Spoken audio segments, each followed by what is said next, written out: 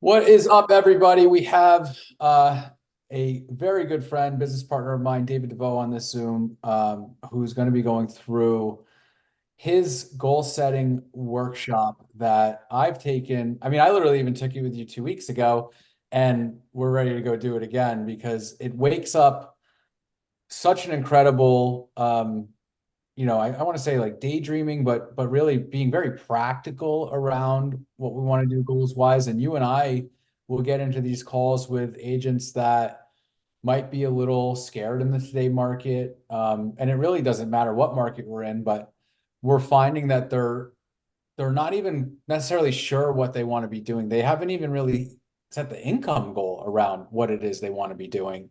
Um, and really, what I think is a big differentiator for this versus the way that you might be in other goal working workshops is, goal setting workshops, is that David's mindset take on the whole thing and the way that he incorporates the way that you're feeling on the day to day and getting into that aspect of things is what I really feels like is going to empower you to, kind of take action as we move through this. So um, without further ado, I'd like to introduce the one and only David Devoe, man. I appreciate you coming on and doing this. Thank you, man. I'm so happy to be here, and I appreciate you for having me on here and everybody for showing up. Um, yeah, a lot of you guys have probably been through this workshop before, right?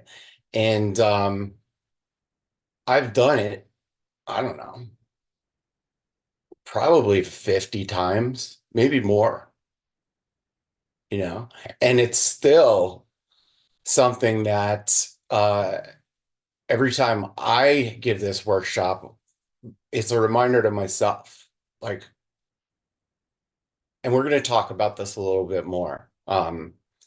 What I've realized and what I've learned from some of the mentors and coaches that I have worked with over the last 14, 15 years is, and Matthew Ferry, really the first time I ever connected with him, um, said that happiness is a skill that is worth developing. And I had never heard that before, right? It's kind of like counterintuitive to the way that most people think, you know, is that like, happiness, w- we just expect it to come. Like it's just a part of life. And if we're not happy, there's something very wrong, right? And and yes, I think that happiness can just shine upon us. And most of the time, it's a result. Happiness is a result of something. As I think about it, when you're a kid, it's much more of a natural occurrence, happiness. I think about like riding a bike when you're seven, happiness, not a care in the world, just having fun, right? But you're riding a bike, that's fun. And as we grow and we go through things and we experience failures and our mind, our programming, our drunk monkey gets stronger and stronger over time. The expectation for happiness to just come and take over, I feel is not realistic. And I know it's not because it's a result most of the time, right?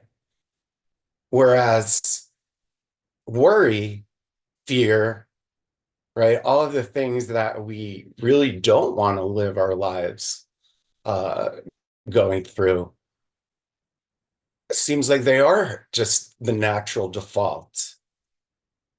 And of course, things happen which cause us to worry.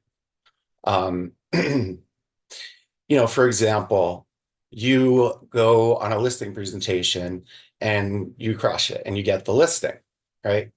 You know that feeling right after, right? You're on top of the world. You're on top of the world, right? It's a result of something that happened.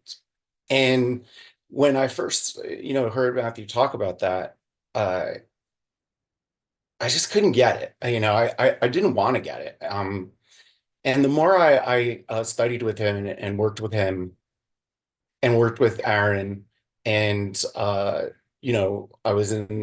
read the book Taming Your Gremlin, which changed everything for me, and actually joined a gremlin taming coaching group that I was a part of for 4 years. And we worked on those skills. I said before, happiness is a skill that's worth developing. And we worked on those skills and systems and practices to connect with your heart of hearts and experience that peace and happiness more often when you want to, and not relying on outside circumstances or just clouds to rain down happiness on you. We create it, right? And I talked to my younger son about this a lot.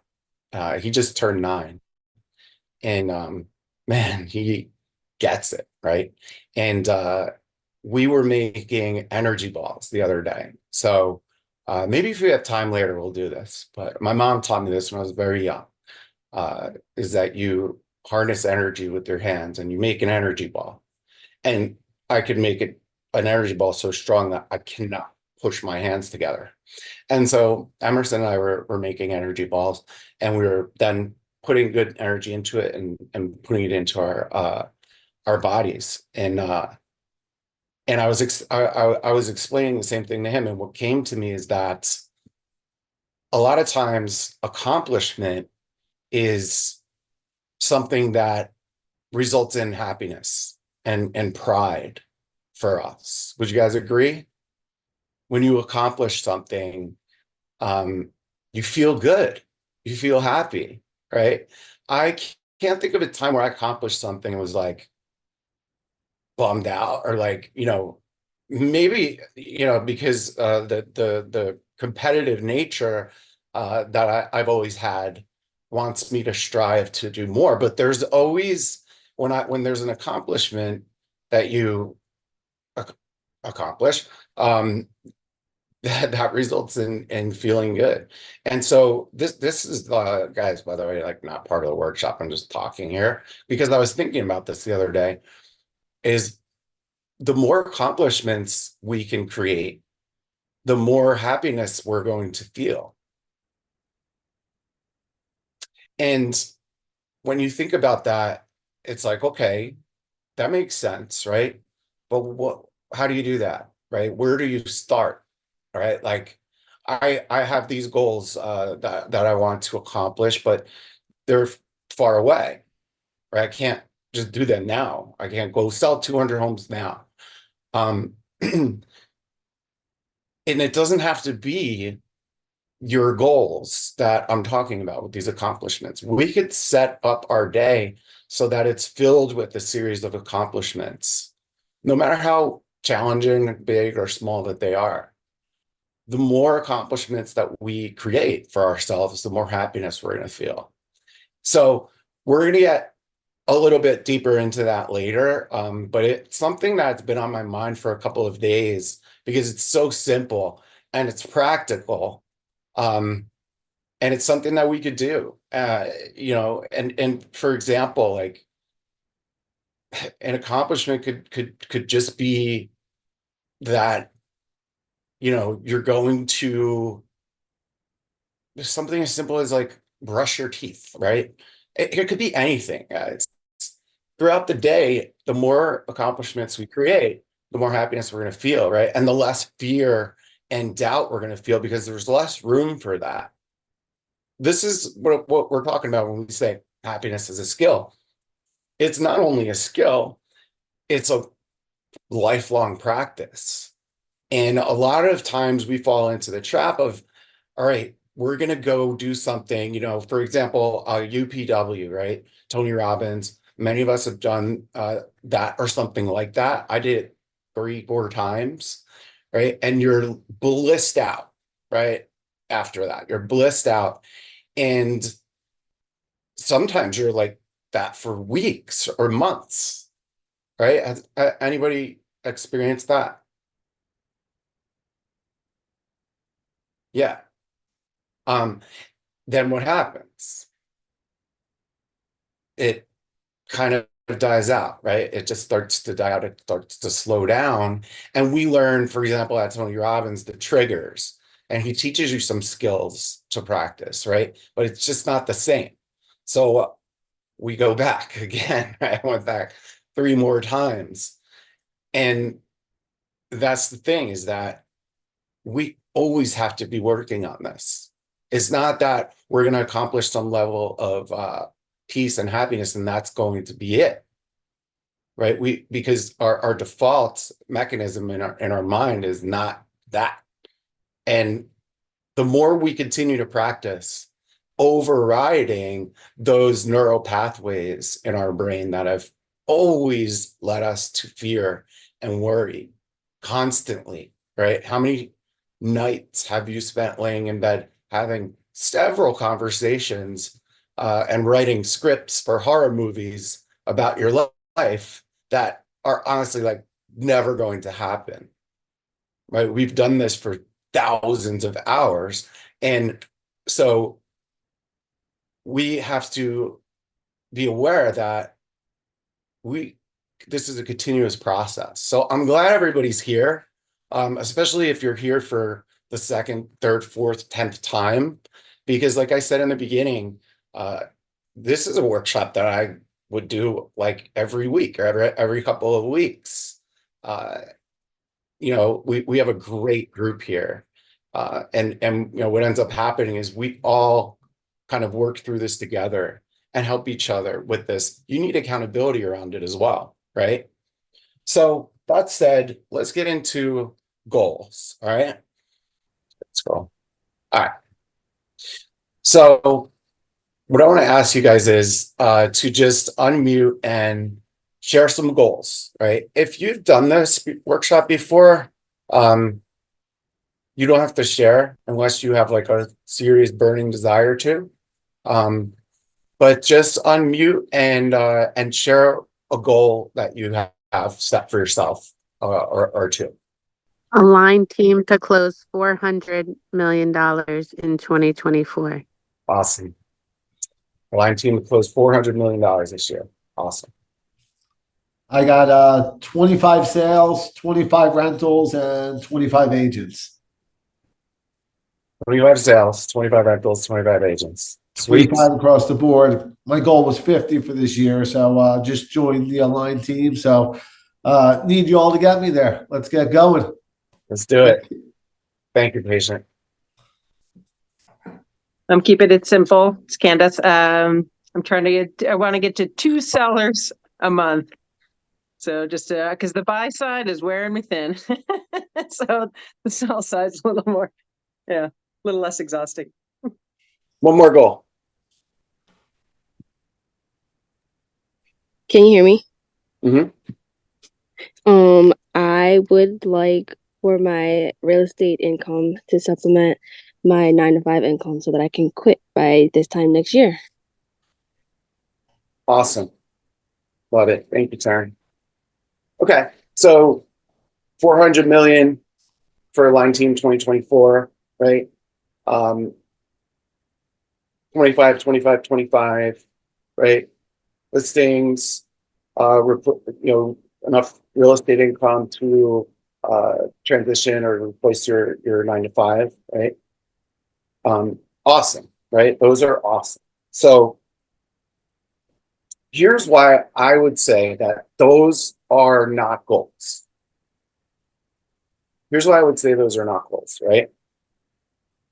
For me, those are part of the business plan that will get you to your goals, right? And they may be goals. Here's the challenge, that we all go through when setting goals. Here's the challenge. There is not enough clarity around them.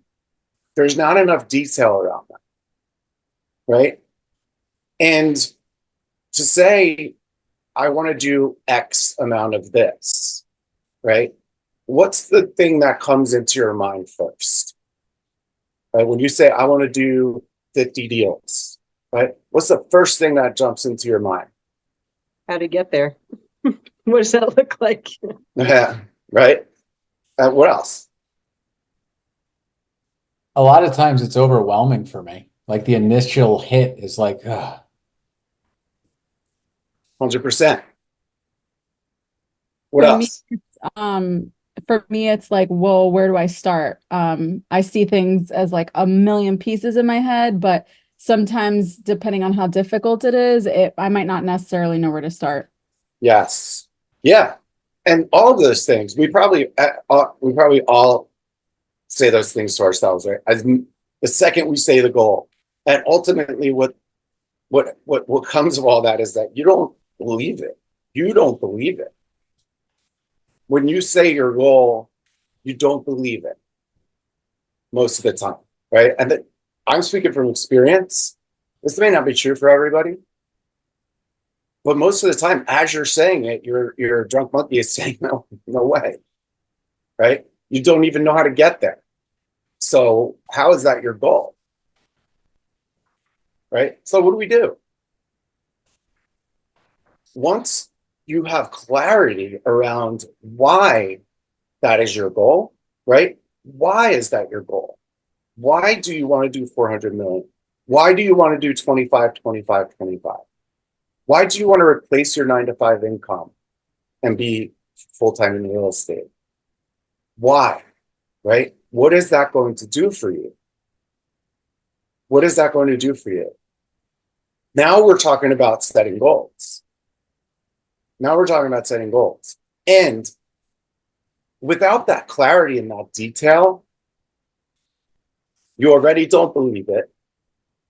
And it just doesn't really mean that much to you if you have not gone through this exercise and gotten detail around it.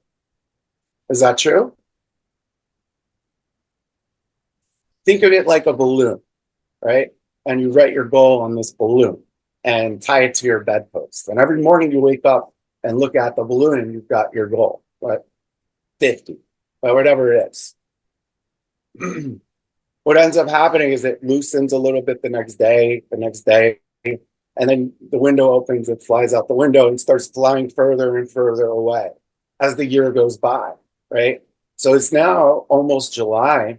We're halfway through the year. If you set goals back in, October through January, right? When's the last time you even looked at them? Because they're on a balloon that's so far away that we can't see it. As you start to work through this exercise and develop details around the goals and clarity, it becomes a totally different story, which is what we're going to do today, right? So what I want you guys to think about is, you've heard the term survival mode, right? Especially in real estate, like survival mode. They're in survival mode. I'm in survival mode. It's like our whole career is survival mode, because as we start to produce, we also start to spend and spend and spend, right? So it's like this constant never-ending survival mode. And people look at survival mode as a bad thing, right? It's when you talk about that, you're saying that term, survival mode, it's like, that's not good, right? And what I want to share with you guys is that I changed my perspective on that. I wanted to get out of survival mode so bad. I was just had the wrong perspective on it. It was something that I was looking at as an impediment, a really big speed bump, right? And when I changed my perspective on it, I realized that there are 3 sets of goals that we need to focus on, right? And the first one is your survival goal. That's basically, what do you need in order to cover your life?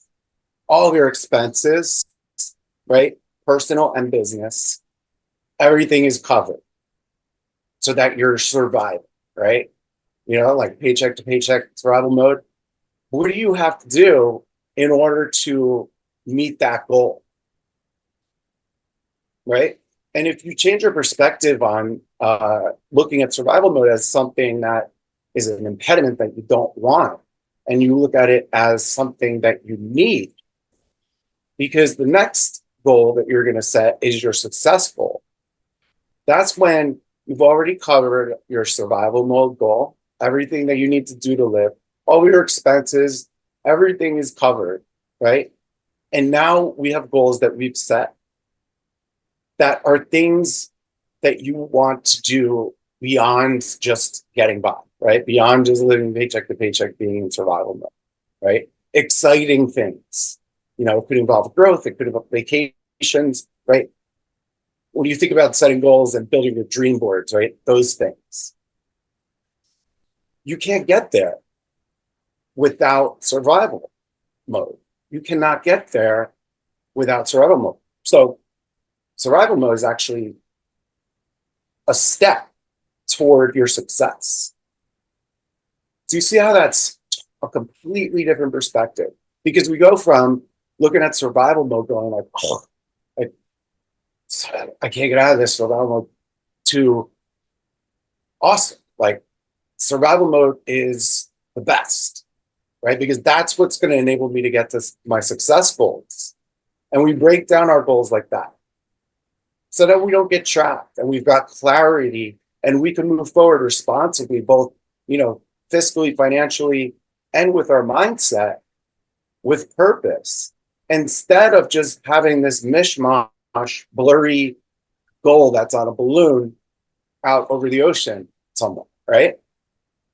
Now, the third goal we're going to talk about is significance. And the way I quantify your significance goal usually was, all right, you've met your survival goal, right? You've covered all of your expenses, your operating expenses. You hit all of your goals that you set in your success goals, your success mode, right? Those are all taken care of, right? And now your significance goal is you can give back. And that could mean anything, right? That could mean thousands of different things to thousands of different people. Donations, you know, donating your time, you know, whatever, right? And that's kind of how I broke it. It was broken down because I learned this from one of my coaches, Kristen Cole. She taught me these steps on how to break your goals down. And that was how I learned it.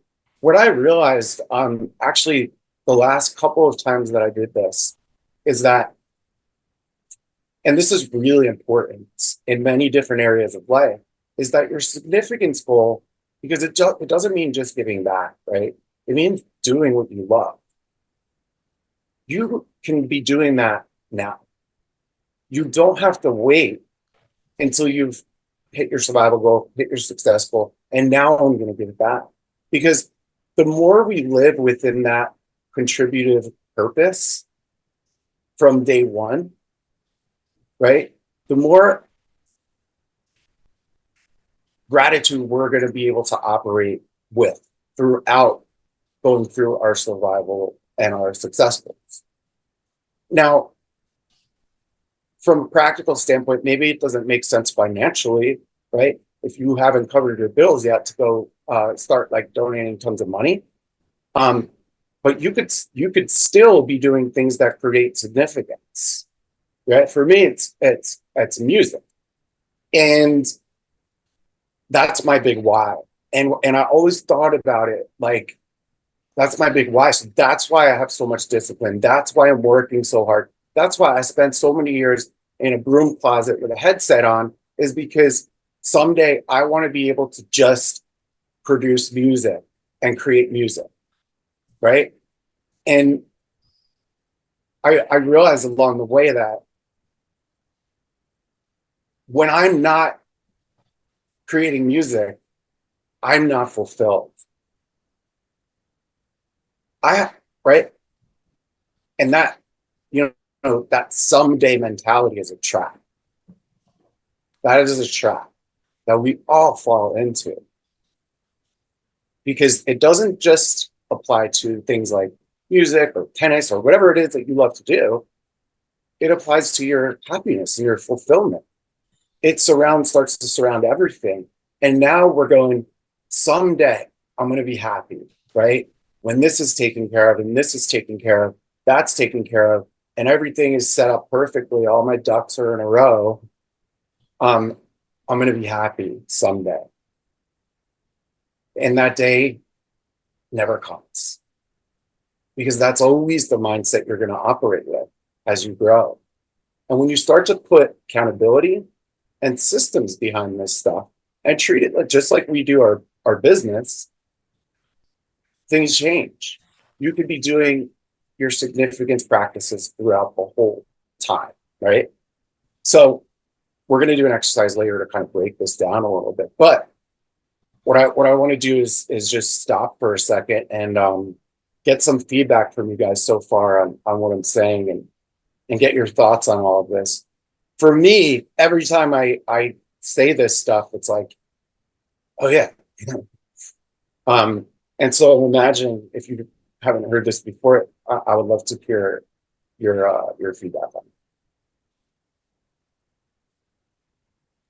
Yeah, when you tell that story, it reminds me of, I remember that I don't know why, but I was really fixated on the idea of like getting, this is like 2017, before getting like Mercedes Sprinter camper vans was cool during COVID. It was like prior to when everybody got them. And I wanted to just go like road trip Europe. And it was, or I remember I used to tell Barbara Ali that, hey, in 6 months when I hit this goal, I'm going to go to Fiji and take the whole month of December off in Fiji. And I have a Rolex on my vision board, and when I do this, I'm going to get that Rolex. And there were so many goals set up in that way. And at the end of the day, what you helped me understand is that like it's really just, I just want like freedom. And what is freedom? And for me, it kind of turned into like the idea of being able to operate day to day with a quiet mind. And with that, it just refreshes my memory, because it's less about like the destination and more about being centered in the now. And when you kind of start moving through that way, you almost wake up every morning feeling like there's either the joy of what I think a Rolex would bring on my wrist, or the idea of backpacking through all of Europe at 29 years old would do. And, it's funny to like hear that, because I had so many goals set up that way.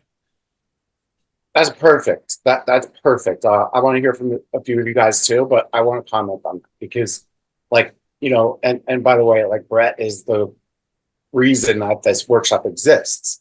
And what I heard you say goes right back to having clarity and detail around your goals, right? And when you set goals and build the detail around them, right? So let's go back to 2011, 12, I don't even know, right? And Brett was my first buyer's agent that I ever had, and I was his coach, and we were talking about goals. And I remember his goals, right? He wanted a 5 series. He wanted to go to Hawaii. And I think he wanted a watch. I still do. I don't have it, but I still do want it. Everybody get this up. And I said, okay, all right. And we went through the exercise. All right. So we're not going to just write this down, right? What do you do? The next step, let's go to the next step, is we all learn to build our vision boards, right? And I think that's important as well. We need so many reminders. I had vision boards, I had digital picture frames that would constantly scroll, all the things that reminded me of my goals. But I said to Brett, okay, we went through, we figured out everything. What was that going to do? How's that going to make you feel, right? And I said, all right, I want you to, number one, by Friday, go test drive a 5 series and take a selfie and send it to me, right? Number two, by next Tuesday, I want you to speak to this travel agent. Travel agents, guys, are people who in the olden days would like help you plan vacations and stuff. And so I was like, here, go talk to this travel agent, and I want you to book the trip, right? Or at least plan the trip, right? And a couple other things like that. And Brett had set goals before that. By September of that year, he was driving a 5 Series, and he was in Hawaii. He didn't get to watch it, but I remember those things happening. And if we hadn't done that exercise, gone through and figured out what does this really look like, right? And then put it into massive action, I don't think they would have happened. And in our industry, we can do that. We can work backwards. We can set our goals, figure out exactly what it looks like, and then set the business plan that we need to do in order to get there, the 25, 25, 25, or whatever that is, right? That's part of the business plan that's going to get you to your goals. But if your goal is just a 2-week vacation, I'm going to ask you, okay, where? Okay, what resort, right? Or pick 2 resorts and go talk to somebody there, right? What kind of room are you going to stay in? You're going to be there for 2 weeks. You should probably do like 4 or 5 excursions, maybe. So go pick out those 5 excursions that you want to do.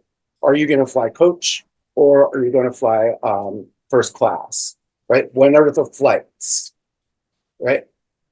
Now it starts to become real in 2 different ways. Number one, it's like, all right, now it's real. But number 2, as you start to picture yourself there and you go do these exercises, you test drive the car, right? Whatever it is. It's so much easier to connect with that feeling and understand what these goals are really going to do for you. And that balloon stays really tied very tightly to your bedpost when you know that feeling and you connect with it.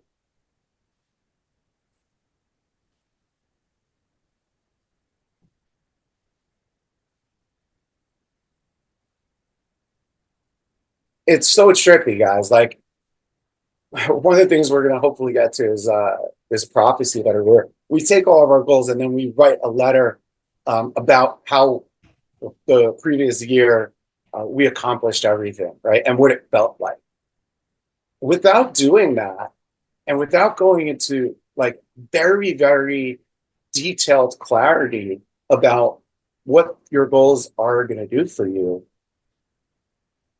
it's highly likely that you're not going to hit them because you don't believe them and you don't even really know why you want them, right? And so our job becomes so much harder when you don't have them. You know what I mean? It's so much easier. It's so much better to operate with ease and flow through the challenges that present ourselves in this business and look at them differently as opportunities when you are excited and passionate about what doing it is going to bring to you. And I think, yeah, sorry. Yeah. I was gonna say, and I just want to add before we jump too far from that, with part of that meeting with the travel agent and everything behind it, guys, I grew up like going to Wildwood was like my family vacation. We'd like ride roller coasters and stuff. So like having this Hawaii trip was something that like was so crazy for me at the time and so nuts out there. But what happened was really interesting from a manifestation aspect of things is that who's now my wife, Kara, came with me. We went to go see David's travel agent. He started pricing things out for us, talking about it. And during that journey, he was saying, hey, do you have any miles? And Kara's like, oh, I have a United credit card, and found out that she had a crazy amount of miles on that. So the flights were completely free. And then we didn't book anything that day. And I left and I told my best friend that, hey, we're thinking about going to Hawaii. Dave's travel agent said Kauai is a great place. And he goes, oh, my buddy's the general manager of the Grand Hyatt there. So he's like, let me call him and see if he can get you a room. So the travel agent wasn't able to book anything for us. We got rooms at like the Grand Hyatt, which is $1,000 a night or something, for $90 or something like that. The flights were free. And then before, like 2 days before we were leaving for the trip, it gave me the option to upgrade to first class for $1,600 for 2 seats. So we flew in like lay flat beds, drinking champagne and eating cheeseburgers. I jokingly say the flight was so long, I got drunk 4 times throughout it and then took a nap and sobered up and then kept going. But like, I went to Kauai and stayed at the Grand Hyatt and flew first class for like $2,200, and you spend money once you're there and stuff. But none of it would have ever happened if I hadn't just sat with the travel agent and kind of opened the idea to it. So I just want to bring that up because it's like, it's pretty crazy how inexpensively I got to an incredible first class experience in Hawaii too. That's so important, right? It's so important. Most of the time, if you didn't do that, right, you don't believe that goal, right? Because you think it's cost this, right? And so it's just another example of this, right? We look at this slide here, like I think we already covered everything on this slide, but the steps to master your mindset are so simple. Get real means what's really going on? What's reality right now? And for us, that is so simple. It really is. It's so simple. It's just a matter of figuring out your survival goal, figuring out what it costs you to live and run your business. Because we don't know, right? We don't know. And so we're buried in it. When you are able to just accept reality for what it is and look at that, now you can move forward and start planning those trips. Right? And now you could responsibly grow your business in a much easier way. Once you know what's happening, now you could really set your mind to what it is that you want. Right? We can't get to our success goal without moving through our survival goal. If you don't know what that is, you're trapped. And you probably have not hit your goals in, if ever, a very long time. And it's so simple. It's so simple, right? The third step is to take massive action. Take massive action. Going to test drive a car. Like, I remember, like, Brett knew that I was crazy. So, like, but I would imagine, like, anybody else would be like, fucking, what are you talking about? Right? Go test drive a car. But, like, to me, it was just logical. Like, you said you wanted it, but why don't you want to go test drive it? Like we said in the beginning, is because you don't believe your goal. You don't believe it, right? Taking massive action, and it might turn out that you don't like it, and then, and then you get something else. Taking massive action means it's not as intense as it sounds. Right? It could be as simple as just going and exporting everything from your bank account into a spreadsheet and then going in and just kind of categorizing things and figuring out your survival goal, right? And don't give up, because we know, what do we know is going to happen that we run from and we don't want to happen?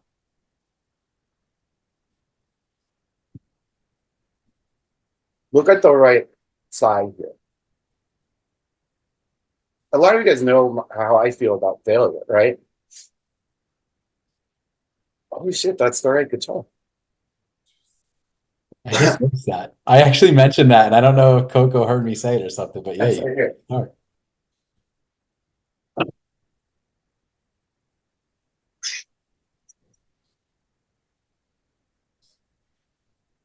This thing looks like it's gonna fall down. Right. So what do we run from and not embrace? And what keeps us from taking that massive action? Or if we do take massive action, what keeps us from not giving up? What causes us to give up? Anyone?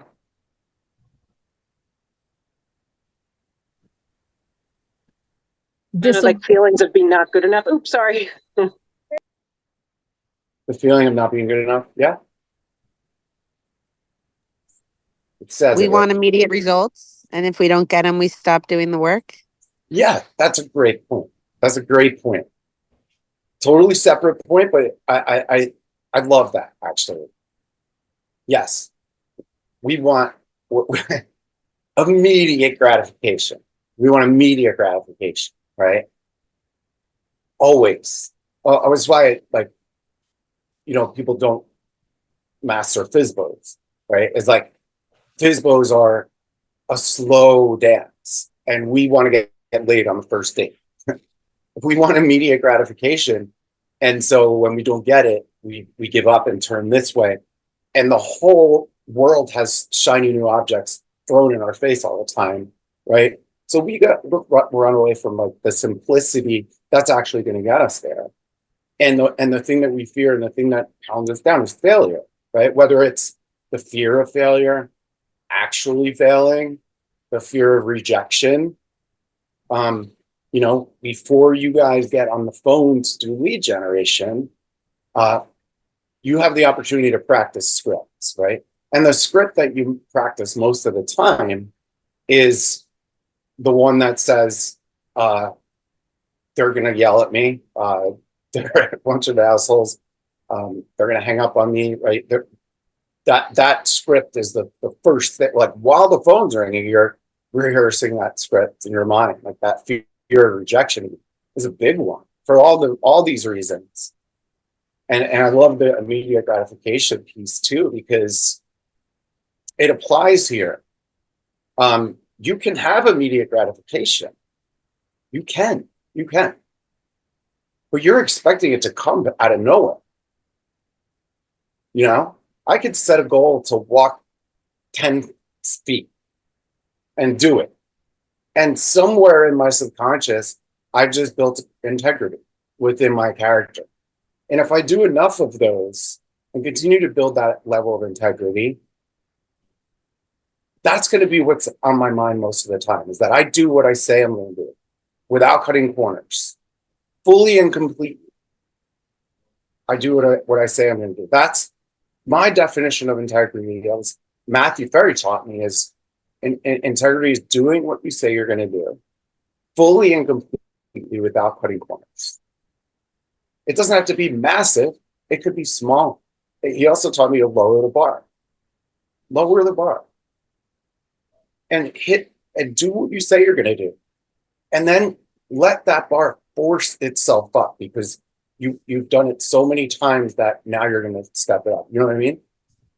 Most people think this on the left here is what life and business is about, right? You go into a business, or you go into a project, or you go into whatever, right? And the outcome is going to be either you fail or you succeed. That's what most people think. That's what we are taught as kids, and that's what the world drills into our mind our whole lives. And when you look at people who are actually successful, this is what it looks like: a series of failures, right? What's the definition of success?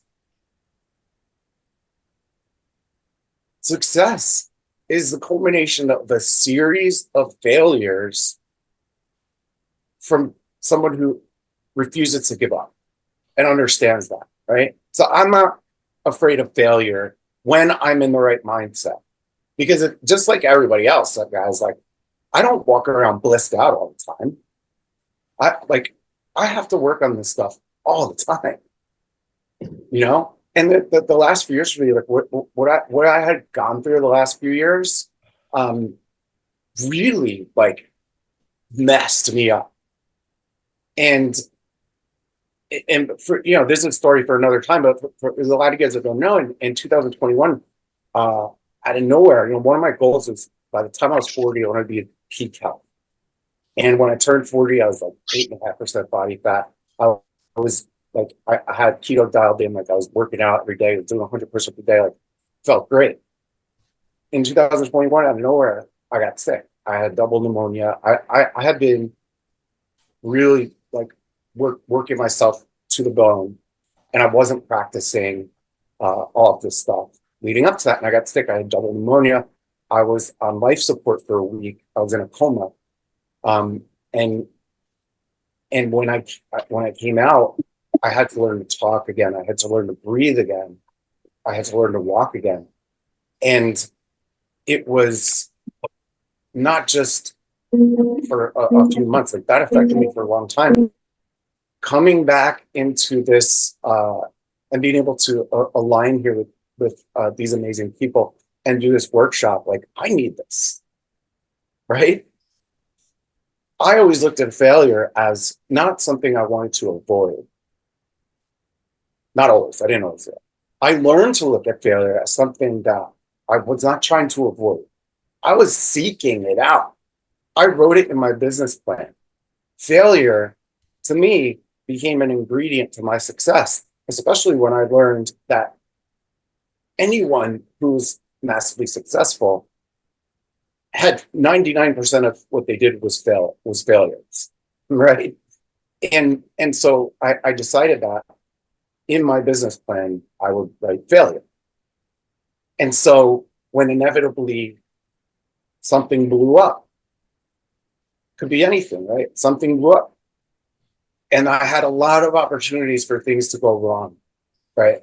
A lot of opportunities for a lot of things to go wrong, at least in my mind too, because I was responsible for a lot of people.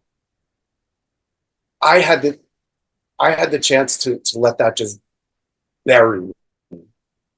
Or I had the opportunity to celebrate it, because breakdown leads to breakthrough. And when you know you're going to fail, it's inevitable. You can't avoid it. When it happens, it's so much easier. Yeah, you're not going to like be jumping up and down like popping bottles of champagne, but much quicker than if not. You're now looking for the opportunity, right? You're now looking for the opportunity. And so no matter how talented you are, no matter how disciplined you are, no matter how, what amazing team you are on, you guys are going to fail. We're all going to fail many times in everything. That's how you grow, right? When you think about exercise, right? Can you build muscle without completely tearing it apart? No. It's the nature of growth is failure and breakdown. We need it. So we know now survival mode is awesome. Failure is awesome because it enables us to look forward to what it is that we've been working toward and to stay present to it, right? So I'm going to tell this story and I'm going to take a quick break. Not a break, but I want to hear from you guys. I did mortgages from 2099 until 2009, right? And I was very young, but I started as a loan officer. 5 years later, I was the national sales manager, and I was managing sales for 23 branches nationwide of this mortgage company out of New Jersey. And in 2008, 2009, mortgages disappeared. Like they were gone. What I was doing for a living did not exist, right? We would have closings scheduled and we couldn't have the closing because the bank didn't exist anymore that day. Like legit, that's what was going on. There was a website called mortgageimplode.com and you were just watching, boom, like banks just going out. And for like 6 months, what I was doing to make money, like I couldn't do, right? And it was tough because I was young. I had a couple of condos in Englewood. Like, I had a really nice car and I had a lot of expenses. And I burned through my savings pretty quick in those 6 months, right? But before that, you guys know I'm a musician, right? I've been playing guitar for 38 years, right? I started playing guitar when I was 7. And I had purchased this guitar, I think it was like between 2000, like, I want to say like around 2005-ish. I don't know. I bought this guitar. It was a Paul Reed Smith limited edition, custom 22 semi-hollow body. It's the guitar you see right here on the screen, right? They only made a couple hundred of them. Paul Reed Smith's one of the best guitars you could get. I loved it. It was so warm sounding. It was so light. It felt amazing. I played the shit out of it. I played 50, 60 shows with this guitar. Like it was an extension of me. And when all of this happened, right, I had to do a few things, right? I had to short sell one of the condos. The BMW was gone, right? I had to move to a smaller apartment. I had to make adjustments because I just didn't have money and I couldn't make money. But the hardest thing for me that I had to do was I had to sell this guitar in order to pay the security deposit for the small apartment that I was moving into. And I sold it for $1,000. I bought it for like $2,500. Sold it for $1,000 to in Hoboken at the guitar bar.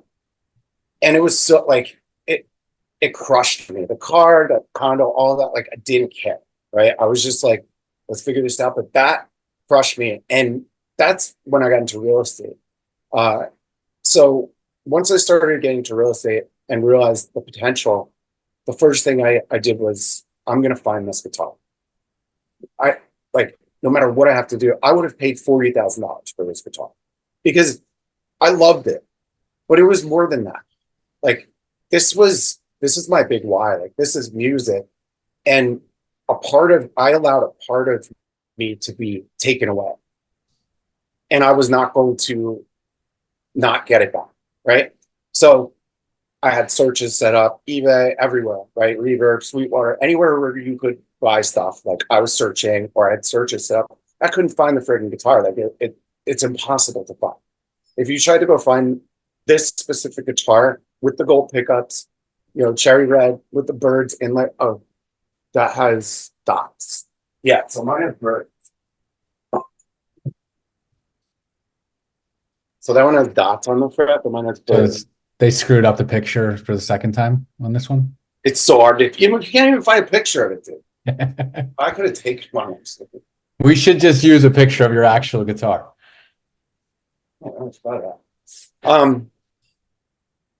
Couldn't find it, right? And one day I was scheduled to do this workshop in Hoboken. And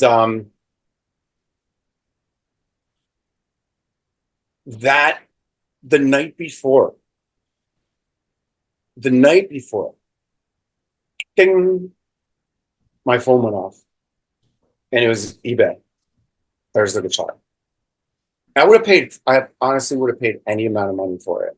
Right. And at the time I could have. And felt fine about it and could have justified it to my wife.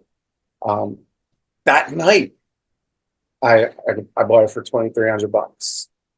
And the next day was the first time I told this whole story in here. And the reason I'm telling is like not for like entertainment value or anything. But have you ever felt like a part of you has just been ripped away? We look back so much more than we look forward. And what I learned was it's okay. It's okay to look back, right? As long as you're doing it with a purpose. And so, what's your guitar? What is it that is so important to you that you would do anything to get it? Because that's what drove me to do what I had to do to build my business. It wasn't just the guitar, but this whole exercise. And if you don't know what that is, you're not alone. In fact, most people don't.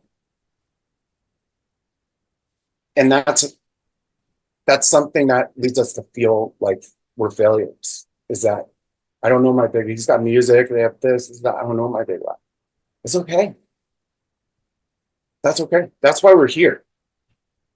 Right? And so I want you to, if that was you and you just went through that in your mind and said, oh, I don't know, yeah, I suck, I'm a failure. I want you to just express gratitude for that because we need failure.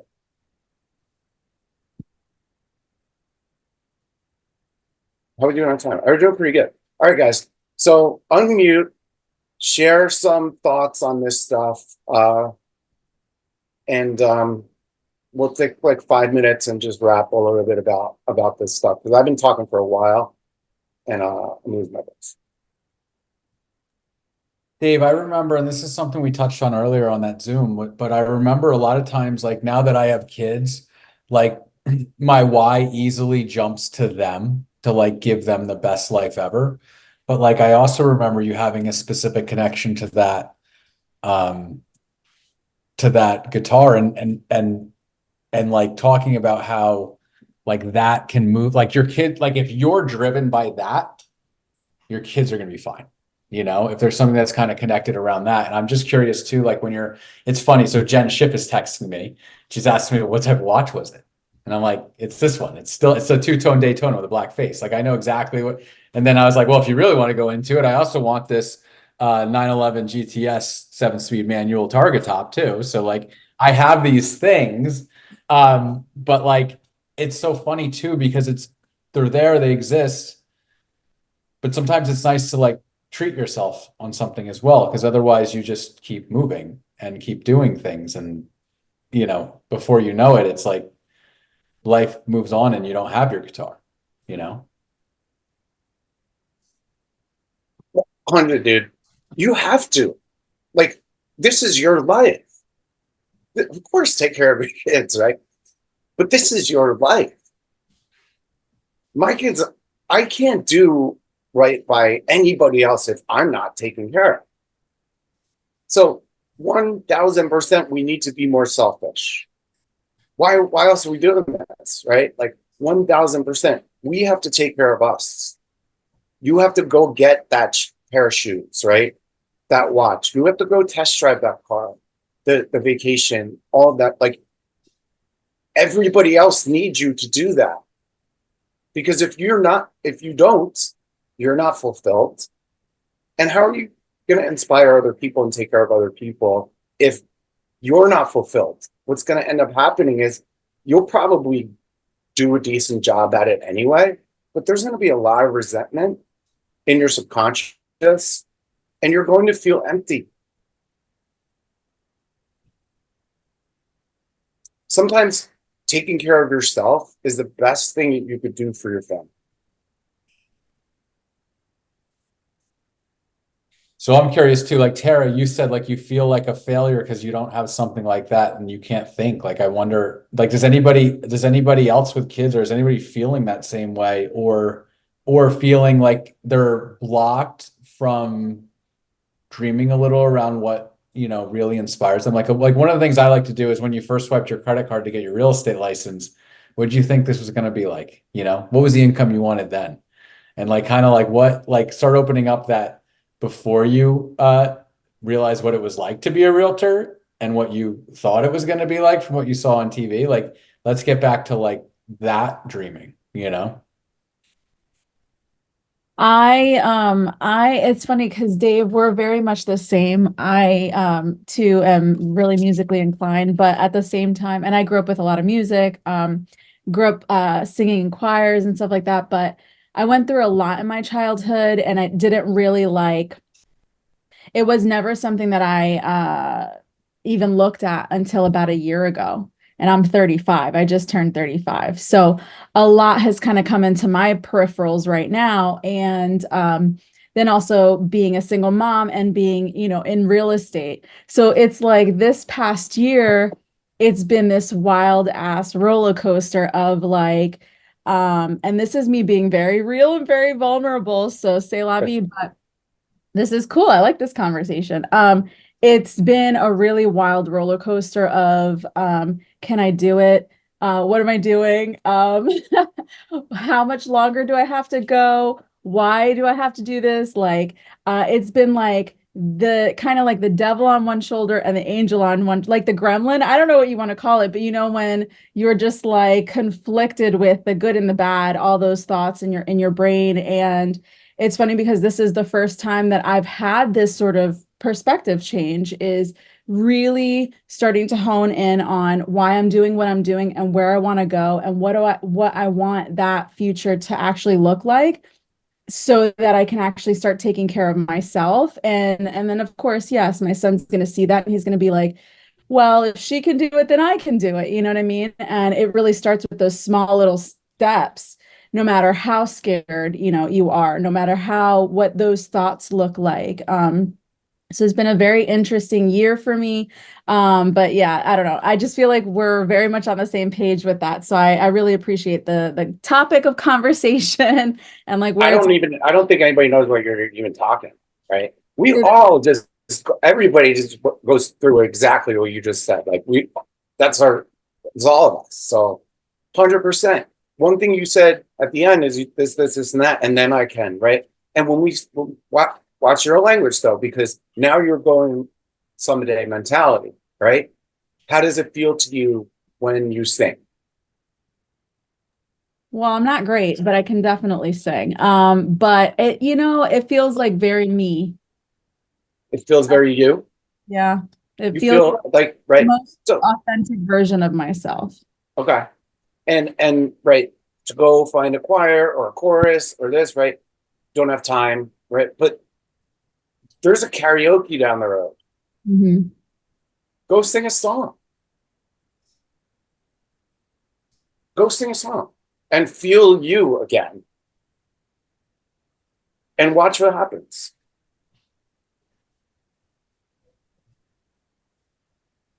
It doesn't have to be so big that we keep putting it off, right? There's, I mean, go sing in the car. Like, you know what I mean? So 100%, I know exactly how you feel. And it's so simple. Take action, right? And like it could be anything. If you don't take action, you're just following the same pattern that you were following before. And we need to interrupt these patterns. We need to change. And it's great. Like that you resonate with all this stuff, right? It doesn't mean anything, guys, if you don't take action on it.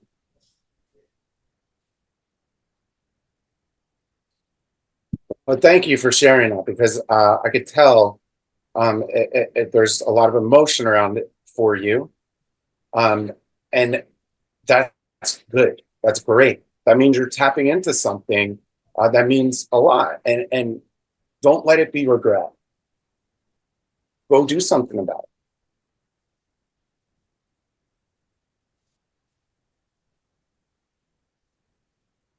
it. Here's the thing, guys. If it's true for you that when I brought this up before, that you don't know what your big why is, or you just don't know, right? And maybe you feel a little disconnected because of that. Here's what I would say. You're not going to know if you don't take this first step, right? Which is crushing your survival goal. That's the reason you'll know, is like you're just floating around in there and you can't see out of it, because like you haven't done this simple exercise that we're about to do. And right beyond that, like 2 steps beyond that, is everything that you want. Right there. It's right there. But we let ourselves just get drowned in 2 inches of water, when it's like flip over. Here's a snorkel. Here, right, guys. All right, so here's what we're gonna do. Right, we're gonna take out a sheet of paper or Google Doc, or whatever that means to you. Is all right. So what we're gonna do is, like, this is how we set goals. All right, this is how we're gonna set goals. And the first thing we're gonna do is we're going to set our survival goal. Right. I want you to really express gratitude for your gremlin, for your mind keeping you in survival mode for all this time. I want you to express gratitude, because at the end of the day, your mind may not seem like your friend, but it's really just trying to protect you. So once you're able to express gratitude, say, thanks, I'm good, I got this. Now let's move into reality, which is the first step of mastering your mindset. Mindset is getting real, accept reality. So on the left on the left side of the paper, we're going to write down all of our expenses, everything it costs to run you, right? Your business, your life. You want to separate the two. If you guys have this already, awesome. That's great. If you have a P&L, or an income expense report, great. But I know that probably 95% of us don't. Here's how simple it is. On the left, all right. So wait, forgot the first step. First step here in this exercise is I want you guys to think of an income goal. If you've set an income goal already, good. If you haven't, I want you to think of an income goal that if you made that amount of money,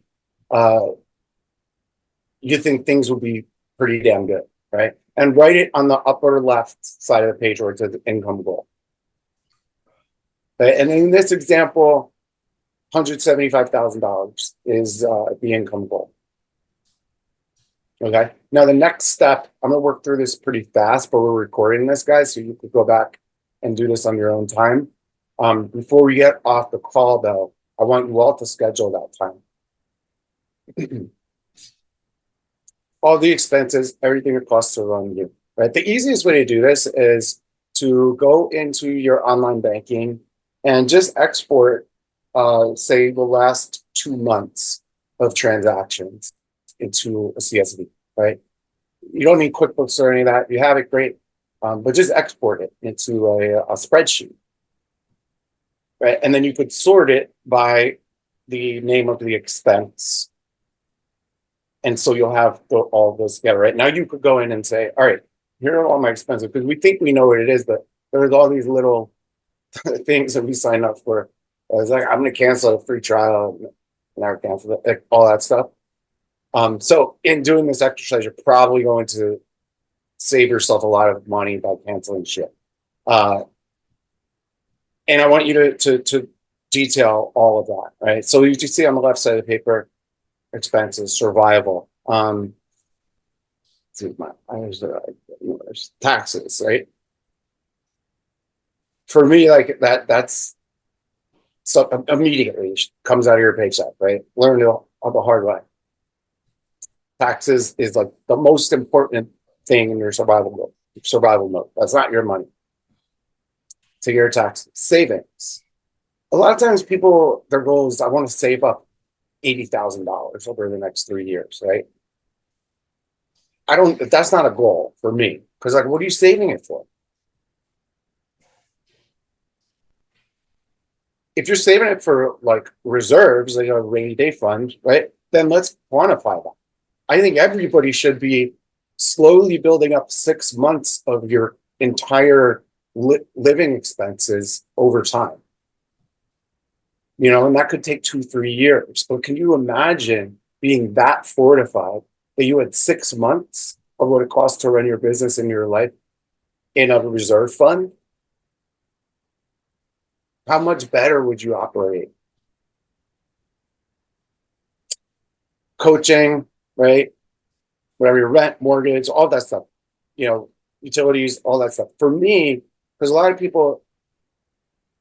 for a lot of people, investing is a goal. For me, investing is goes on the left side of the page. That's part of my living costs is investing.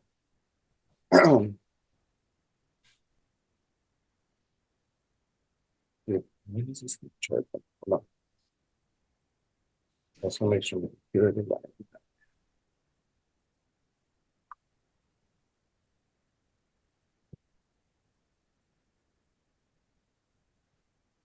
There we go.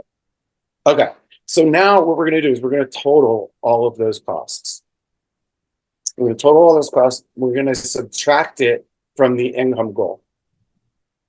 Okay, so in this example, it's $123,000, whatever. We're going to subtract that from the income goal, and now what's left over is $51,800.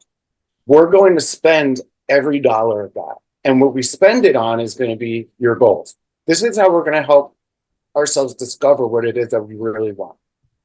Because you can't do it without this, right? Now, if you totaled everything up and subtracted it from the income goal and it's a negative number, which most of the time it is, or if there's just not enough left, here's the cool thing about this business. Just go make the income goal bigger. Or make the expenses smaller, right? Or both, or do both. But do that. You could just go change it. because it's just a matter of building the business plan differently to get there, right? So now we've got this $51,000 that we have to spend. And, you know, you look at that and you say, man, that's going to be easy. It's not. It's not easy. It's hard to spend $50,000. I mean, purposefully, it's difficult to spend $50,000 through this exercise, right? You're going to go on a vacation. I mean, depending on where you're going to go, right?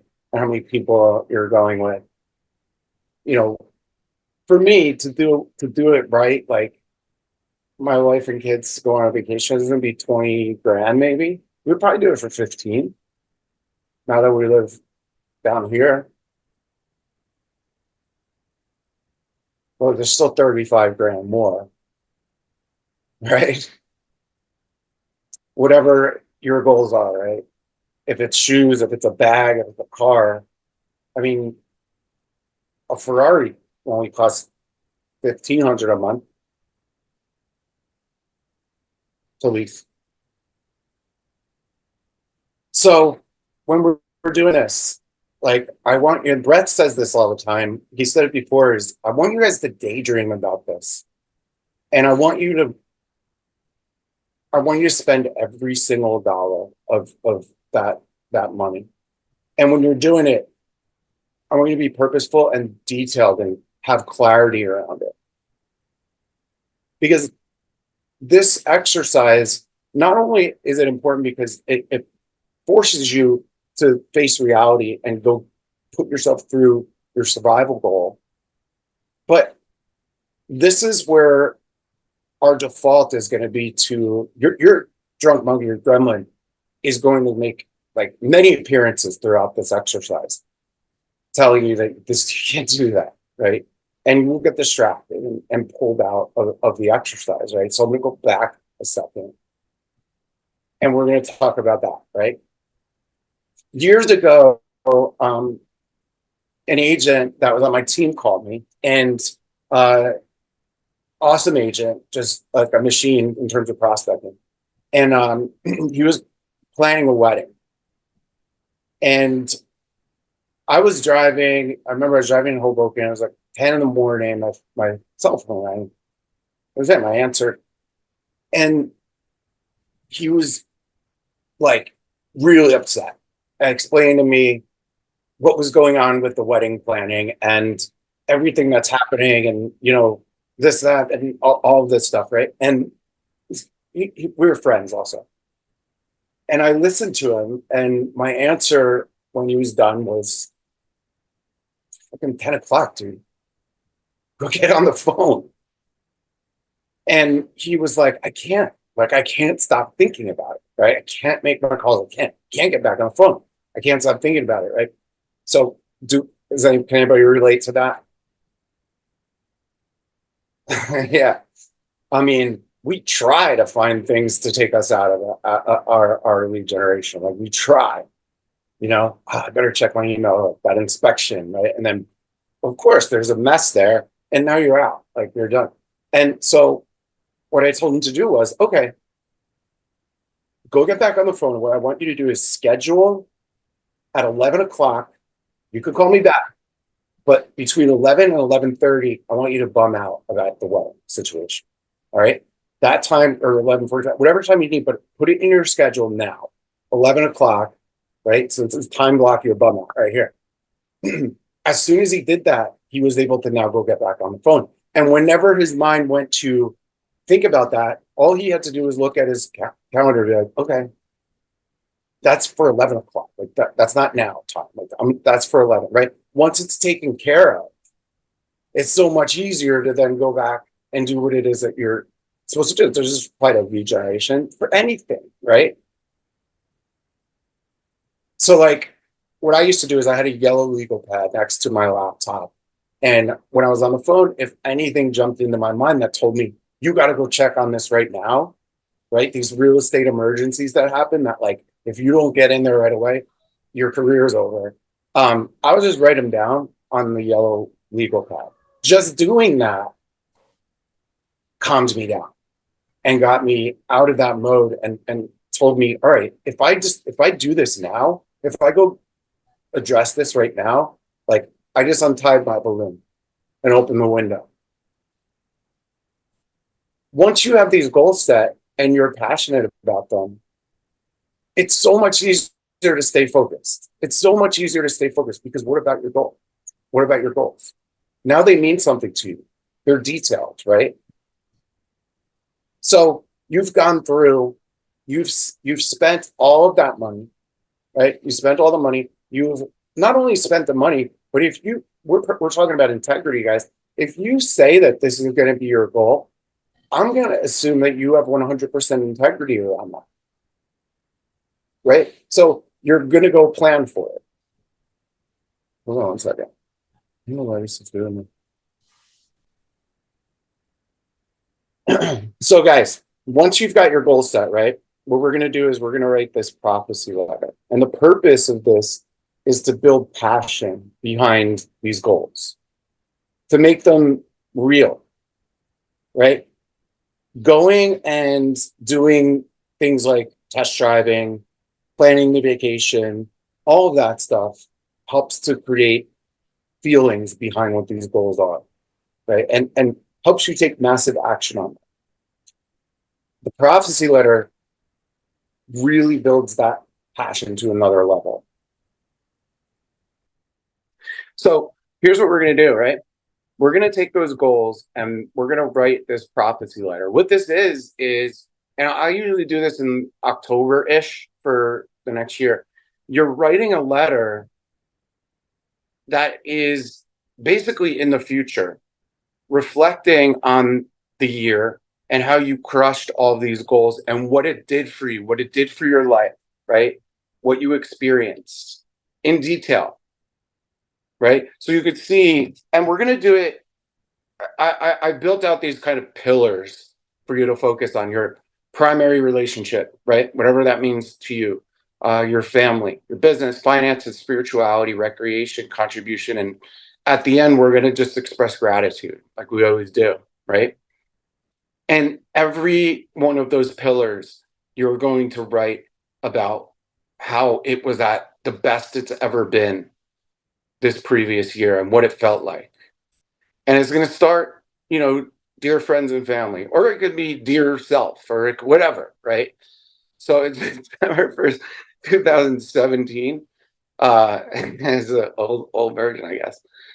For me, right? So in 2017, one of my goals was to take my family, my parents, brother and sister, their families, my wife, her brother and sister, parents, everybody, right, to Aspen for New Year's. And so when I wrote this letter, I wrote it because it was New Year's, right? So we're going to write it on December 31st. If we're doing it now, December 31st, 2024. So I described where I was in this paragraph in Aspen. And look at how the detail is, right? Dear friends and family, December 31st, I'm sitting on the porch overlooking the mountain in Aspen. Everyone's asleep, right? Like, I'm telling the story of like how this year culminated to be amazing. We're going to do it in each of those pillars.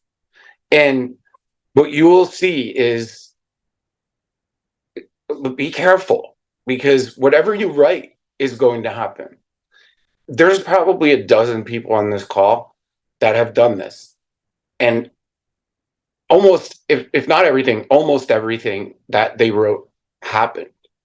And it's not magic. I mean, maybe it's magic, but it's awareness.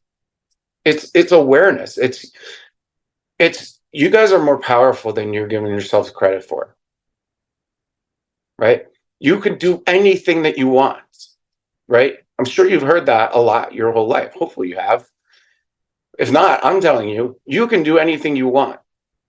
You won't do it if you don't know what it is and you don't believe it. And the only way to get there is through a practical, simple system like this. You don't have to go visit the Dalai Lama, right? You don't have to go do ayahuasca in Peru. You can, but you can do this from a practical standpoint. And the power that you guys have will open up every door that you want. It starts with you doing a simple practical exercise and believing in yourself and knowing what it is that you want. I'm done. Right on time, dude. I appreciate it. It's so funny actually when you were talking about that. You're talking about things that you pay for. And I'm like going through my checking account, and then I found Simplify, and then I'm like, oh shit, I actually pay for a budgeting thing that I forgot to look at until this.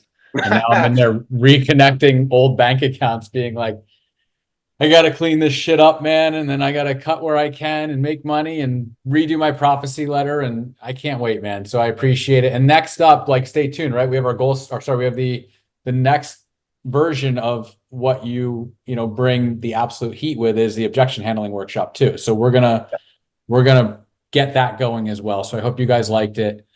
This was awesome, dude. Thank you. Hey, thanks so much, dude.